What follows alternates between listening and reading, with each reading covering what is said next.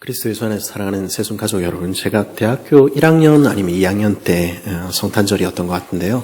성탄절 우리가 전날 밤에 우리가 행사를 하고 나면은 그 당시에는 요즘 어떤지 모르겠습니다만 하여튼 올라이트를 하지 않습니까? 그래서 정기 게임도 해야 되고 선물 교환도 해야 되고 007방도 해야 되고 뭐 이런 기대에 부풀어 있었습니다. 근데 저보다 한 2살 많았던 선배 누나가 갑자기 이런 말을 했습니다. 예수님이라면은 이 시기에 가장 가난한 사람들을 찾아가시지 않을까? 그리고는 음식과 선물을 가지고 거리에서 노숙하는 분들을 좀 찾아가서 나눠드리고 들어와서 놀아도 되지 않냐, 이런 이야기를 했습니다. 곤란했습니다. 이게 참 좋은 일을 하자는데 제가 거절할 수도 없고, 그래서 그날 밤에 선물 주머니를 들고 나섰습니다.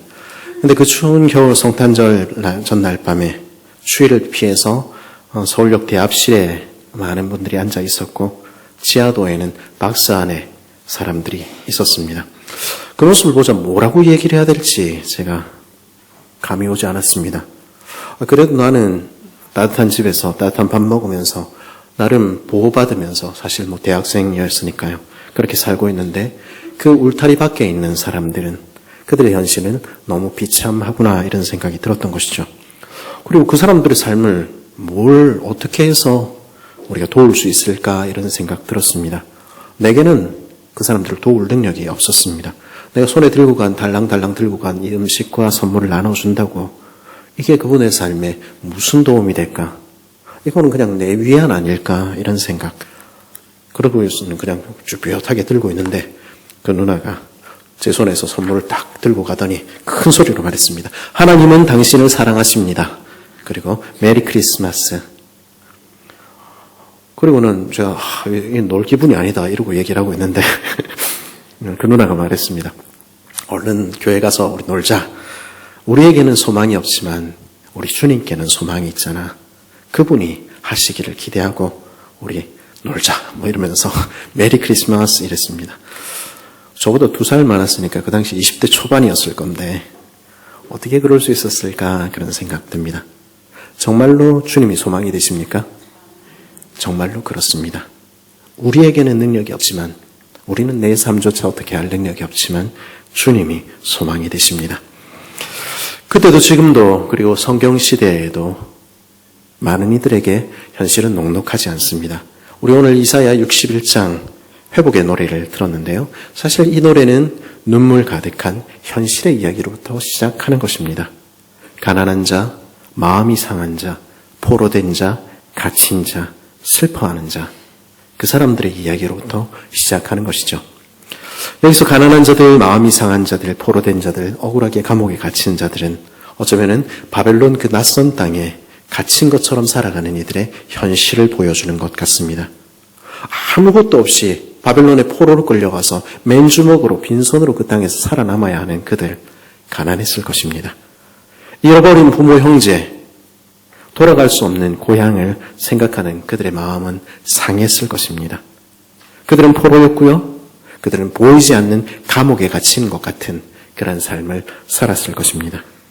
바벨론, 그 낯선 땅, 하나님이 계시지 않는 것 같은 땅을 살아가던 그들에게는 아름다운 소식이 간절히 필요했을 것입니다. 근데 그게 비단 그 시절, 지금으로부터 3천여 년 전에, 2천 몇백 년 전에 바벨론 포로들의 이야기만 할까요? 가난은요, 언제든지 사람을 괴롭힙니다. 우리가 학교에서 배웠던 신경림 시인은 88년에 가난한 사랑 노래라는 그의 시에서 가난 때문에 헤어져야 하는 젊은 사랑의 아픔을 노래했습니다마는 30년이 훌쩍 지난 지금도 가난 때문에 자기 자녀들을 제대로 돌보지 못하는 부모들의 노래가, 가난 때문에 내 부모들을 제대로 봉양하지 못하는 가슴 아픈 자녀들의 노래가 이 땅에는 오늘도 들리는 것입니다. 정말 아무것도 없어서 하늘밖에 바라볼 데가 없는 마음이 가난한 자들이 오늘도 우리 곁에 있고 우리이기도 한 것입니다. 그런가 하면 마음이 상한 자 역시 그때도 있었고 지금도 있습니다. 마음이 상한다, 우리는 그냥 속이 좀 상한다, 내 기분이, 감정이 상했다, 뭐 이런 정도로 생각할 수 있습니다만은 이 표현을 직역하자면 어떻게 됩니까? 심장이 터진 사람들, 이런 뜻입니다. 우리는 우리의 아픔만을 생각하고 삽니다마는 눈을 돌려보십시오. 사랑하는 이들을 잃은 이들, 믿었던 이들로부터 배신당한 이들, 내 잘못으로 인해서 다시는 회복할 수 없이 그렇게 모든 것을 망쳐버린 이들, 문자 그대로 가슴이 찢어지는 아픔을 가진 사람들, 여전히 우리 곁에 가득한 것입니다. 바벨론으로 포로가 되어 끌려간 사람들, 오늘날로 따지면 이주 외국인이라 말할 수 있겠죠? 그들의 삶은 어땠겠습니까? 제가 지난주에 들었던 노래 중에 제일교포 가수인 이정미라는 가수가 부른 케이세이선이라는 노래가 있습니다. 이 케이세이선은 그 나리타 공항에서 도쿄로 들어가는 그 철길입니다. 근데 여기서 100년 전에 관동 대지진이 일어났을 때 이 철길 위에서 수많은 조선인들이 학살돼서 그 철길 아래 강물로 던져졌습니다. 이 철길을 지나며 이 가수가 지은 노래 마지막은 이렇게 끝납니다. 낯선 땅 여기는 내 고향. 100년이 지났습니다. 근데 결코 그 사회의 일원으로 받아들여지지 않는 것입니다. 그놈들이 참 나쁜 놈들이다. 우리 그렇게 생각하십니까? 근데 이 땅에 와 있는 이주 외국인들은 어떨까요? 관광으로 가면요, 낯선 땅도 좋습니다. 낯선 땅일수록 좋지요. 하지만 그곳에 가서 그곳에 사는 것은 또 다른 이야기입니다. 유치원, 초등학교 때, 그때까지만 해도 피부색 상관없이 서로 어울리지요. 근데 중학교만 가면 백인은 백인끼리, 흑인은 흑인끼리, 아시아는 아시안끼리만 모이는 것 보게 됩니다. 거기서 자란 우리 자녀들이 그 속에 들어가는 것은 결코 만만치 않은 것이죠. 지금도 그런데 하물며 오래전 세상에는 어땠겠습니까? 이주민으로 산다는 것은 고통스러운 일, 보이지 않는 감옥에 갇힌 것과 같은 삶이었을 것입니다. 실제로 감옥과 같은 현실에 사로잡혀 빠져나오지 못하는 이들은 먼 낯선 땅에만 아니라 지금 이곳에도 우리 곁에도 있습니다. 학대당하는 아내들, 학대당하는 아이들, 괴롭힘을 당해서 세상을 견디지 못해서 자기 방으로 숨어버린 아이들. 어제 읽은 신문에는 자기 방으로 숨어버린 청년들이, 아이들이 56만 명이나 된다. 이런 이야기를 들었습니다. 살아남기 위해서 오늘도 억울한 현실을 견뎌내는 이들이 오늘도 적지 않은 것입니다. 그런 상황에서 우리는 무언가 특별한 일이 한 방에 정책이 바뀌고 뭐가 바뀌어서 해결되기를 바랍니다. 우리가 교과서에서 배웠던 일제시대 독립운동가 심훈의 그날이 오면이라는 시는 그런 절박한 기대를 보여주는 것 같습니다. 그 시에서 심훈은 독립의 그날만 온다면 모든 것이 해결될 수 있을 거라 기대합니다. 그러니 그날만 올 수 있다면 내 머리가 깨져도 내 살가죽이 벗겨져도 그래도 좋다고, 그날만 오면 다 해결될 것이라고 그렇게 기대하지요. 그런데 그날이 와서 해방이 왔을 때 모든 것이 새로워졌습니까? 아니요. 안타깝게도 그렇지 못했습니다. 광복, 빛을 찾았다는 그날이 왔지만 그 뒤에 일어난 일들을 우리는 알고 있지 않습니까? 좌우로 나뉘어서 서로 죽고 죽이는 암살과 린치가 이어졌고요. 한국전쟁으로 이 땅은 완전한 폐허가 되어버렸던 것입니다. 그리고 지금 그때로부터 수십 년이 지난 지금도 여전히 우리는 니는 누구다, 니는 누구다 이러면서 갈라져 있는 모습 보게 되는 것입니다. 바벨론 강가에서 그날을 기대하던 사람들은 포로에서 돌아오는 그날이 오면 모든 것이 달라질 거라 믿었습니다. 실제로 기적 같은 일이 일어났지요. 고레스의 측면이 반포되었고 고향으로 돌아가는 그날이 왔습니다. 그들은 돌아가는 그 길에 노래하며 춤추며 그곳에 고향에 가면 모든 것이 새로워져 있을 것이라 기대했습니다. 그런데 바벨론 포로에서 돌아온 그들 눈앞에 펼쳐진 것이 무엇입니까? 4절의 말씀을 보면 오래 황폐하였던 곳 이렇게 이야기를 합니다. 과거에 성전이 있고 궁전이었던 왕의 도시는 이미 오랫동안 황폐되어 있었습니다. 옛부터 무너진 곳이라고 노래하죠. 여기서 강조되는 것이 무엇입니까? 이게 느헤미야가 세웠던 성벽인데요. 그게 다시 무너져 있는 모습 보게 되는 것이죠. 여기서 강조되는 것이 무엇입니까? 긴 세월입니다. 이 성이 무너진 지도 수십 년이 지났는데, 이 성벽이 무너진 지도 100년이 훌쩍 지났는데 결코 다시 회복되지 못했다는 것입니다. 그 성은 황폐했고 대대로 무너져 있었습니다. 그리고 그것은 어쩌면 영원히 회복될 수 없었을 것처럼 보였을 것입니다. 소망 없는 현실, 죽음과 같은 삶을 살아야 했던 것이죠. 그래서 3절의 후반부에 보면 시온의 폐허에서 노래하는 사람들의, 슬퍼하며 애곡하는 사람들의 모습이 등장하는데요. 그 모습을 자세히 보면은 장래에서 남편을 잃은 미망인의 모습이라는 것 우리 볼 수 있습니다. 죄를 뒤집어 쓰고 근심하고 애곡하는 것이죠. 오래 황폐한 시온, 이미 죽은 것 같은 그 모습이 이사야 이야기가 시작된 현실입니다. 이 이야기는 단지 오래전에 이스라엘의 바벨론 포로 이야기며 그 귀환에 관한 이야기입니까? 오래전에 도시 예루살렘이 회복되는 그 이야기 지금 하고 있는 것입니까? 그렇지 않습니다. 그것은 이 땅을 살았던 수많은 하나님의 성도들에 관한 이야기이고요. 그리고 오늘도 이 땅을 사는 하나님의 백성들에 관한 이야기이기도 합니다. 이스라엘은요, 하나님 나라의 그림자였습니다. 그들은 하나님의 심으신 나무가 되어서 하나님의 공의를 세상에 드러내어야 했습니다. 그리고 하나님의 백성들이 어떻게 사는지, 하나님이 누구신지 보여주어야 할 책임을 가지고 있었죠. 하지만 이스라엘은 실패했습니다. 그래서 나라는 무너졌고 그들은 가난과 마음이 찢어지는 고통, 끌려간 삶과 감옥살이 같은 삶을 살아야 했습니다. 이 이야기는 실패로 끝난 것 같았습니다. 오래 황폐했고 예적부터 무너져 있고 이야기는 끝난 것 같았습니다. 때로는 우리들의 이야기도 그런 것 같다 느껴질 때가 있지는 않습니까? 하나님의 백성인데, 분명 우리는 구원받은 백성인데, 근데 우리 역시 여전히 답답한 현실 가운데서 오래 무너져 있는 폐허 속을 살아가는 것 같은 그런 느낌 받을 때는 없습니까? 마음은 가난하고, 마음은 상하고, 낯선 땅 감옥과 같은 현실을 살아가고 있지는 않습니까? 우리 이웃들 역시 그러하지요. 우리는 그런 날에 우리에게 어떤 소망이 있을까? 우리의 이 모든 것들을 회복해 줄 어떤 선물이 우리 손에 들려져 있을까 생각하게 됩니다.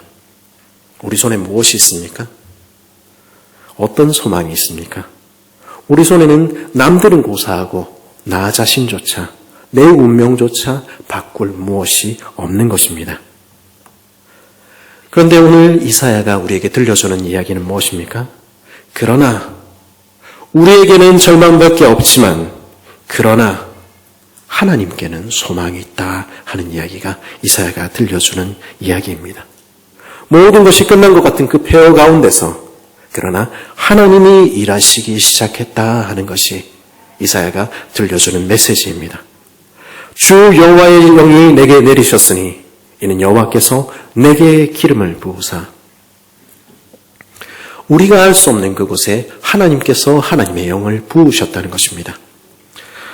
하나님의 영에 사로잡힌 사람 하면 우리는 선지자들 떠올립니다마는 우리가 종종 잊고 있는 사실이 있습니다. 그것은 사실은 하나님 나라의 왕들은 본시 모두 하나님의 영에 사로잡힌 사람이어야 했다는 것입니다. 하나님에 의해서 부름을 받았을 때 우리가 아는 사울조차도 선지자들 가운데서 예언하지 않았습니까? 다윗은 춤추지 않았습니까? 하나님 나라의 지도자는요, 나이, 지위, 재산, 다른 어떤 조건이 필요한 것이 아닙니다. 그들은 무엇보다도 하나님의 영에 사로잡힌 사람이어야 했던 것입니다. 여호와의 기름 부음은 바로 그 사실을 보여주는 징표였습니다. 왕에게 기름을 부음으로써 그가 하나님의 영에 사로잡혀서 그 백성을 하나님께로 인도해야 할 사람이라는 것을 드러내는 것이었죠. 이스라엘 왕은 하나같이 다 실패했습니다. 그들은 그림자에 불과했지요. 그래서 폐허가 되었고 모든 것이 망한 것 같았습니다. 그래서 하나님께서는 그 아들 예수님을 보내신 것입니다. 하늘을 여시고 하늘로부터 성령을 비둘기같이 내리심으로써 성령으로 기름 부으시면서 그 아들을 보내신 것입니다. 그래서 기름 부음 받은 자, 그리스도라는 말의 뜻이 기름 부음 받은 자 아닙니까? 그리스도 예수께서 오신 것입니다. 그리고 주님은 말씀하신 것입니다. 그래서 내가 왔잖아. 너희에게 기쁜 소식을 전하러 내가 왔잖아. 이사야 61장은 뭐라고 이야기합니까? 가난한 자에게 아름다운 소식을 전하게 하려 하심이라. 나를 보내사 마음이 상한 자를 고치며 포로된 자에게 자유를, 갇힌 자에게 노임을 선포하며, 하나님 외에는 소망이 없는 가난한 인생들에게 하나님께서는 그들을 돌보시는 새로운 나라가 시작되었다고 선언하신 것입니다. 마음이 찢어진 인생들의 마음을 싸매사 참으로 위로하시는 나라가 이제 시작되었다는 것입니다. 낯선 땅에 사는 것 같은 이들에게 자유를 선포하시며 아버지가 기다리시는 고향이 있다고 그 본향으로 돌아가자고, 너를 사로잡고 있던 옥문은 이제 열렸다고 선언하신 것입니다. 여호와의 은혜의 해와 우리 하나님의 보복의 날을 선포하며 모든 슬픈 자를 위로하되 우리를 둘러싸고 있던 그 모든 빚은, 그 모든 죄의 문제는 청산되었다고, 이제 은혜의 해가 시작되었다 말씀하시는 것입니다. 모든 슬픈 자들의 눈물을 닦아주시는 그 위로의 날이 이미 시작된 것을 여러분은 알고 있습니까? 누가복음 4장을 보십시오. 우리는 주님의 말씀을 듣게 됩니다. 예수님께서는 나사렛 회당에서 이 이사야 61장의 말씀을 읽으신 후에 이렇게 말씀하셨습니다. 이에 예수께서 그들에게 말씀하시되 이 글이 오늘 너희 귀에 응하였느니라. 그 일이 이제 시작되었다는 것입니다. 나는 그 일을 위해 왔으며 이제 내가 새로운 나라를 시작한다고. 우리는 예수님께서 열어젖히신 새로운 시대에 살고 있는 것입니다. 지금 우리는 장차 영광 중에 임할 하나님의 나라를 대망하며 살고 있는 것입니다. 그들은 오래 황폐하였던 것을 다시 쌓을 것이며 옛부터 무너진 것을 다시 일으킬 것이며 황폐한 성읍 곧 대대로 무너져 있던 것들을 중수할 것이며, 사절의 이야기는 단지 황폐한 예루살렘이 복구되는 이야기, 무너져 있던 성벽이 재건되는 이야기만으로 이해할 수는 없습니다. 이것은 주님께서 다시 오는 그날에 비로소 아름답게 회복될 우리의 모습을, 하나님 나라의 모습을 그려주는 것입니다. 그날에 우리는 하나님의 나라가 이 땅에 영광 중에 임하는 것을 보게 될 것입니다. 그날에 우리는 어떤 모습으로 서게 될 것입니까? 3절은 여전히 죄와 사망이 지배하는 것 같은 이 땅에 살아가는 하나님의 백성들을 죄를 뒤집어 쓰고 근심하며 애곡하는 미망인의 모습으로 묘사하고 있었다 말씀드렸지요. 그런데 같은 3절은 뭐라고 이야기합니까? 무릇 시온에서 슬퍼하는 자에게 화환을 주어 그 죄를 대신하며 기쁨의 기름으로 그 슬픔을 대신하며 찬송의 옷으로 그 근심을 대신하시고. 여기서 등장하는 화환과 기쁨의 기름 그리고 찬송의 옷과 같은 묘사는 이스라엘의 결혼식의 모습을 연상시키는 표현들입니다. 이스라엘에서는요, 결혼식 날 신부는 그 머리에 아름다운 꽃으로 된 화환을 하고 그리고 값진 기름을 우리 나드 향유 얘기했었죠. 그런 기름을 바르고 고운 옷을 입고 그 신랑을 맞이하는 것입니다. 그런데 주님 다시 오는 그날 하나님의 백성인 우리의 모습이 그와 같을 것이라는 것입니다. 그와 같은 모습으로 주님을 맞이할 것이라는 것입니다. 10절을 보십시오. 내가 여호와로 말미암아 크게 기뻐하며 내 영혼이 나의 하나님으로 말미암아 즐거워하리니 이는 그가 구원의 옷을 내게 입히시며 공의의 겉옷을 내게 더하심이 신랑이 사모를 쓰며 신부가 자기 보석으로 단장함 같게 하셨습니다. 이사야는요, 지금 우리가 겪고 있는 슬픔의 날이 다하고 그 회복의 날이 오는 것을 보고 있는 것입니다. 그날에 신부인 우리는 신랑이신 하나님 앞에 거룩하고 흠없는 모습으로 서게 될 것입니다. 우리의 신랑이신 하나님께서는 그날에 신부인 우리를 보석과 같이 단장시키실 것입니다. 그래야 우리는 그날의 기쁨과 찬송을 힘차게 부르게 될 것입니다. 3절에서 그날의 회복이 어떠할지 보여주는 마지막 이미지는 의의 나무 이미지입니다. 오늘 우리가 읽은 본문의 3절 하반절은 무엇이라 이야기하죠? 그들이 의의 나무 곧 여호와께서 심으신 그 영광을 나타낼 자라 일컬음을 받게 하려 하심이라. 이렇게 이야기를 하죠. 의의 나무 이렇게 이야기를 해도 우리는 별로 감동이 없습니다. 나무가 워낙 많아요죠. 그렇지만 영어로는 의의 나무는 의의 떡갈나무입니다. 떡갈나무 사진 하나 찾아봤습니다. 그날의 이스라엘은 더 이상 낯선 땅에서 사는 나그네처럼 고향 잃은 뿌리 없는 부평초처럼 그렇게 살지 않을 것이라는 것입니다. 하나님께서 심으신 의의 나무인 이스라엘, 우리는 시냇가에 그 뿌리를 깊숙이 심은 큰 나무처럼 그 그늘을 넓게 들이온 거대한 나무처럼 결코 흔들리지 않을 것이라는 것입니다. 그날에 우리는 하나님과 함께 영원히 살게 될 소망이 있는 것이죠. 11절 무엇이라 이야기합니까? 땅이 싹을 내며 동산이 거기 뿌린 것을 움독게 한같이 주 여호와께서 공의와 찬송을 모든 나라 앞에서 솟아나게 하시리라. 그래야 우리는 의와 찬송이 솟아나는 나라를, 하나님의 나라가 영광 중에 임하는 것을 보게 될 것이라는 것입니다. 여러분과 제가 사는 이 땅에서 우리는 아직 하나님의 나라가 이 땅에 임한 것을 보지 못합니다.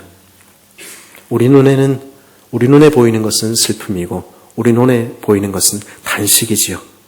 그러나 예수님께서는 오셨고 그리고 만물을 새롭게 하시는 그 역사는 이미 시작되었습니다. 그분이 시작하셨으니 그분이 이루실 것입니다. 그래 우리는 그날에 완전한 그리스도의 신부가 되어 화관을 쓰고 기쁨의 기름과 찬송의 옷을 입고 우리 신랑 예수 그리스도를 맞이하게 될 것입니다. 그날 우리 성도인 예루살렘인 우리는 신부가 단장한 것처럼 그 어떤 보석으로 지장한 것과 비교할 수 없이 아름다울 것입니다. 그날 여러분이 보시는 제 모습은, 그날 제가 보는 여러분의 모습은 지금과 같이 아니할 것입니다. 그 소망이 우리에게 있는 것입니다. 그 소망을 가진 사람들은 어떻게 살아갑니까? 비록 그 마음이 가난해도, 비록 가슴 찢어지는 일들이 있어도, 낯선 땅처럼 내 고향이 느껴져도 다르게 살아가는 것입니다. 감옥과 같은 현실을 바라보면서도 그날을 기다리며 소망하며 사는 것이죠. 그러면 주님의 오심을 기다리는 사람들은 어떻게 살아갑니까? 오늘 우리가 읽은 두 번째 본문인 데살로니가서는 바울이 마케도니아의 데살로니가 성도들에게 보낸 편지입니다. 마케도니아의 데살로니가서의 성도들은 어땠습니까? 그들이 살았던 삶은 어땠습니까? 데살로니가전서 1장 6절을 보면 그들은 처음 예수님을 믿던 그 순간부터 많은 환난을 겪었습니다. 그리고 고린도후서 8장 2절에 보면 그들은 극심한 가난 가운데 살았다 이렇게 고백합니다. 첫 번째 주님이 오실 그날을 기다리던 바벨론의 기환자들이 그렇게 살았듯이 이 데살로니가의 성도들은 자기 땅에서 이방인과 나그네처럼 그렇게 살아야 했습니다. 그래서 이 사람들의 최대의 관심사는 무엇이었습니까? 주님 언제 오십니까? 주님 그날이 빨리 오시기를, 그날이 빨리 오셔서 나 좀 데려가시기를, 그것이 그 성도들의 고백이었습니다. 주님을 고대하며 살았던 것이죠. 이 땅에는 고난과 환난밖에 없는데 그들 삶에 무슨 기쁨이 있을 수 있었겠습니까? 그들의 기도는 때로는 하늘이 막힌 것 같았을 것이며 감사는 그들의 입술에서 사라지는 것이 어쩌면 사람들이 보기에는 당연해 보였을지 모르겠습니다. 그런데 바울은 주님 오심을 기다리던 그 성도들에게 어떻게 살라고 권면합니까? 바울은요, 그렇게 자기 자신도 살기에 힘겨운 데살로니가 성도들에게 5장 16절에서 뭐라고 이야기합니까? 항상 기뻐하라. 어떻게 그럴 수가 있습니까? 기쁜 일이 있어야 기뻐하지요. 만약 우리 손에 무엇이 있어야 기뻐할 수 있다면 내 자식이 좋은 대학에 가고 좋은 직장을 가져야, 그래야 기뻐할 수 있다면, 내가 항상 건강해야 기뻐할 수 있다면 우리는 항상 기뻐할 수는 없을 것입니다. 그런데 바울은 지금 그 고난 가운데 있는 성도들에게 하나님의 백성은 어떤 사람이라고 이야기하는 것입니까? 항상 기뻐하는 사람들. 왜 그렇습니까? 하나님의 백성들에게는 세상이 알지 못하는 기쁨이 있기 때문입니다. 여러분과 저는 어떤 사람들입니까? 하나님의 백성인 우리는 어떤 사람들입니까? 저는요, 하나님의 사랑을 받는 자녀입니다. 그리고 여러분은요, 하나님이 택하신 자들입니다. 그리고 우리 주님께서는요, 눈에 보이지는 않지만 오늘도 하늘 보좌에 앉으셔서 온 세상을 다스리시며 내 삶을 붙들고 계십니다. 그리고 마침내 오셔서 만국을 새롭게 하실 것입니다. 그 주님이 오시고 계시다는 것입니다. 그 주님이 오시는 발자국을 듣는 사람은요, 지금 주님이 계시지 않는 것 같은 이 땅을 살면서도 노래하며 찬송하며 기뻐합니다. 누가복음은 예수님 떠나시는 그 장면의 제자들의 모습을 이렇게 보여줍니다. 축복하실 때에 그들을 떠나 하늘로 올려주시니 제자들이 그에게 경배하고 큰 기쁨으로 예루살렘에 돌아가 늘 성전에서 하나님을 찬송하니라. 주님이 떠나가시는데 제자들은 어떻게 했다고 합니까? 근심 대신에 큰 기쁨으로 하나님을 찬양하는 것입니다. 왜냐하면 떠나가신 주님께서는 완전히 떠나가신 것 아니라 성령으로 오늘도 우리와 함께 하실 것을 알기 때문입니다. 그리고 떠나가신 그대로 반드시 다시 오실 것을 믿기 때문입니다. 그렇게 오실 주님을 바라보는 사람들은요, 기쁨으로 하나님을 찬양할 뿐 아니라 쉬지 않고 기도합니다. 쉬지 않고 기도한다, 이 말은요, 중단하지 않고 이런 의미가 있지만 동시에 낭망하지 않고 기도한다 하는 뜻입니다. 누가복음 18장에 우리 과부의 이야기 기억하지요? 자신의 원한을 풀어달라고 재판장에게 나오는데 듣지도 않는 그 악한 재판장, 불의한 재판장, 그 앞에서 계속해서 강청했지요. 그리고 그 결과 기도는 들으심을 입었습니다. 예수님 뭐라고 말씀하셨습니까? 불의한 재판장도 그랬다면 하물며 너희 아버지는 어떻게 하시겠느냐? 누가복음 18장 7절은 이렇게 말하지요. 하물며 하나님께서 그 밤낮 부르짖는 택하신 자들의 원한을 풀어주시지 아니하시겠느냐? 그들에게 오래 참으시겠느냐? 내가 너희에게 이르노니 속히 그 원한을 풀어주시리라. 우리에게 계신 하늘 아버지께서는요, 이 땅에서 택하신 자들의 부르짖음에 귀 기울이시는 분이십니다. 그 눈물을 닦아주시는 분이십니다. 그 사실을 여러분 기억하고 있습니까? 그 사실을 기억한다면 그 성도들은 날마다 하나님 앞으로 나아가 쉬지 않고 기도하는 것입니다. 하나님의 뜻이 하늘에서 이루어진 것처럼 땅에서도 이루어지기를 바랍니다. 기도하는 것입니다. 왜냐하면 그 기도를 이루실 주님을 기억하기 때문입니다. 범사에 감사하라는 말의 의미는 모든 상황 속에서 하나님께 감사하라는 의미겠지요. 우리를 둘러싼 상황이 만만치 않아도, 우리 삶에 가난이 있고 마음이 찢어지는 일이 있어도, 그래도 내 삶이 감옥 같고 지옥 같을지라도 그래도 감사합니다. 왜냐하면 하나님이 지금도 나와 함께 하시기 때문입니다. 그리고 세상 무엇으로도 흔들 수 없는 소망이 내게 있기 때문입니다. 우리 데살로니가 전서 5장 19절부터 22절까지 말씀 한번 같이 읽겠습니다. 시작.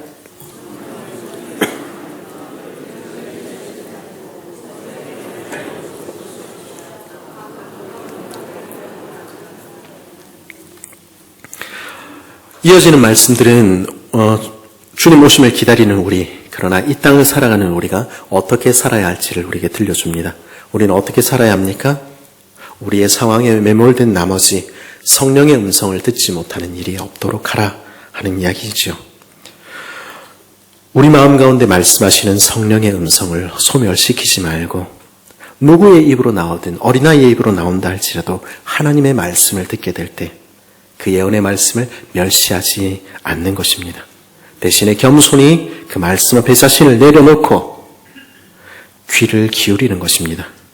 물론 그것이 아무 얘기나 앞에서 하면은 무조건 아멘 아멘 한다 이런 뜻은 아닙니다. 내가 범사에 헤아려 이렇게 이야기를 하죠. 내가 듣는 말씀이 하나님의 말씀인지 잘 헤아려 보아야 하는 것입니다. 그래서 좋은 것은 취하고 그리고 악한 것은 그 모양이라도 버려야 하는 것입니다. 이 모든 것은 하나님 주님 오심을 기다리는 사람들이 어떻게 살아간다고 이야기해 줍니까? 그들은 예배하며 살아간다는 것입니다. 오실 주님을 기다리며 이 땅에서 기도하며 기뻐하며 기도하며 감사하며 그리고 예배하며 살아간다는 것입니다. 그것이 천국 백성의 삶이라는 것이죠. 이 땅을 살아가는 하나님의 백성들은 어떻게 살아갑니까? 기다리며 예배하며 그렇게 사는 것입니다. 제 친한 동기 형님 목사님이 한 분 계시는데요. 그분은 항상 저한테 이렇게 인사를 하곤 합니다. 아까 우리가 시작 전에 인사했던 것처럼 몸, 마음, 삶 모두 건강하세요. 뭐 이렇게 인사를 합니다. 그래서 몸, 마음, 삶 늘 건강하세요. 네, 알겠습니다. 제가 영혼이 가끔 없잖아요. 그렇게 네, 알겠습니다. 네, 감사합니다. 이렇게만 대답을 했었는데 얼마 전에 좀 곰곰이 생각을 해보니까 진짜로 우리의 몸도 진짜로 우리의 마음도 진짜로 우리의 삶도 하나님이 지키셔야겠구나 하는 사실을 깨닫게 됐습니다. 우리에게는 이 세상을 살아가는 우리에게는 정말로 하나님의 평안이 필요하구나 생각이 든 것이죠. 왜 그렇습니까? 우리가 사는 세상은 아직 천국이 아니기 때문입니다. 우리 이 땅에는 슬픈 일들이 마음이 찢어지는 일들이 우리의 몸을 상하게 하고 우리의 마음을 상하게 하고 우리의 삶을 피폐하게 만드는 일들이 있기 때문입니다. 그래서 제가 며칠 전에 그 형님께 뜬금없이 카톡을 보냈습니다. 형님, 몸, 마음, 삶 모두 평안하십시오. 여러분도, 여러분의 몸도, 여러분의 마음도, 여러분의 삶도 평안하시기를 간절히 바랍니다. 하나님의 평안이 여러분과 제게 간절히 필요한 것입니다. 오늘 데살로니가전서의 마지막 부분에서 바울이 동일한 간구를 하나님께 올리는 것 보게 됩니다. 23절 우리 같이 한번 읽어볼까요? 시작.